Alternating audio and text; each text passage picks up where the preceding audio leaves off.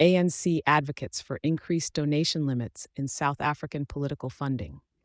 The African National Congress, ANC, South Africa's ruling party, has recently made a strong push for amending the current political funding laws, specifically targeting an increase in the R15 million cap on individual donations. During last week's public hearings, various political entities, electoral overseers, and advocacy groups came together to discuss this contentious issue, highlighting the financial complexities of running a national political party.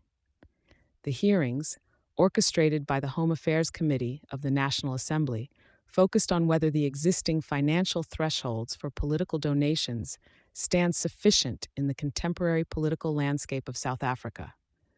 The current framework, which includes a R15 million annual limit on donations from a single entity or individual, and a R100,000 threshold for obligatory disclosure of donations, is under scrutiny.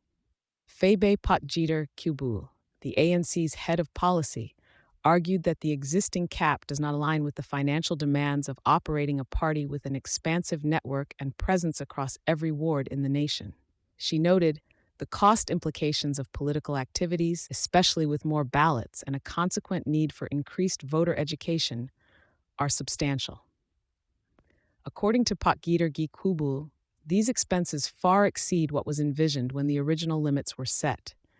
However, the proposal has encountered significant pushback from transparency advocates, like My Vote Counts.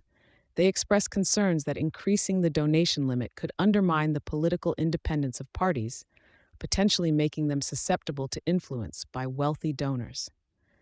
This scenario, they argue, could jeopardize the democratic fabric of political engagement in South Africa, giving undue power to affluent individuals or entities. C. Mamabolo, from the Electoral Commission of South Africa, IEC, acknowledged these concerns during the hearings, emphasizing that any modification to the current laws would need extensive deliberation in the National Assembly. The discussions are crucial as they set the precedent for managing the delicate balance between adequate funding for political activities and maintaining robust democratic principles that prevent undue influence over political entities. The debate comes at a critical time for the ANC, which has been grappling with financial difficulties amid broader political and economic challenges. An increase in the donation threshold could provide some respite for the party's operational demands, but also raises questions about the broader implications for political equity and transparency in South Africa. As this discussion progresses, it becomes evident that the intricacies of political funding are a mirror to the broader challenges faced in maintaining a resilient, transparent, and fair democratic system. The outcome of these discussions could redefine the landscape of political financing in South Africa, setting new norms for how political entities are supported and how they account to the public. Thank you for choosing Satori News.